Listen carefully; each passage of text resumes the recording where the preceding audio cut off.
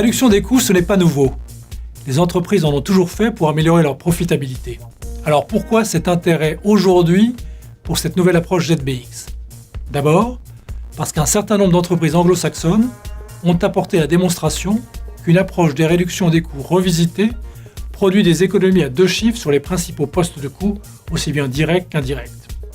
Il faut citer ici l'exemple du leader mondial de la bière, AB InBev, précurseur de cette nouvelle approche il y a plus de 10 ans, qui a réduit ses frais généraux de plus de 30% et qui a fait de cette culture ZBX l'ingrédient décisif de sa performance. Deuxième facteur, l'accroissement sans précédent des besoins d'investissement des entreprises pour mener à bien leur transformation digitale. Pour nombre d'entre elles, c'est tout simplement une question de survie. Si on prend l'exemple du groupe Accor, il a annoncé un budget d'investissement de 250 millions d'euros dans le numérique pour faire face à la concurrence des nouveaux entrants Airbnb, TripAdvisor et autres Booking.com. Pour financer ces investissements, la réduction des coûts est devenue un impératif catégorique.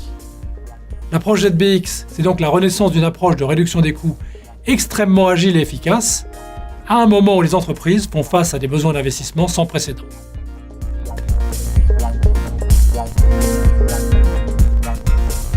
Les groupes français accusent un certain retard par rapport à leurs concurrents anglo-saxons dans l'activation de cette approche ZBX.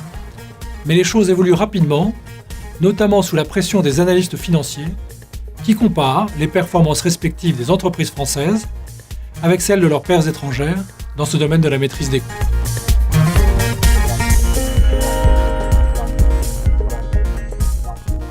L'approche ZBX remet en cause certains traits caractéristiques du management à la française.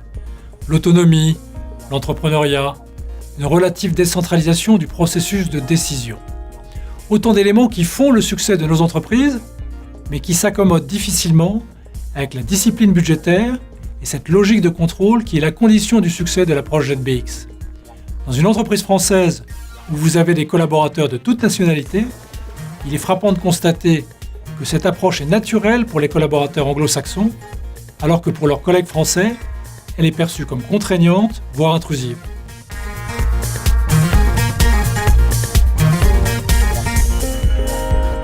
Certaines réticences sont légitimes.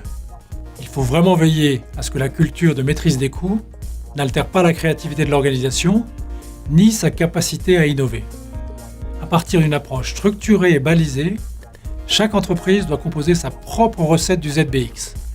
Certaines entreprises vont privilégier une approche directive de type top-down, là où d'autres vont choisir une logique plus consensuelle.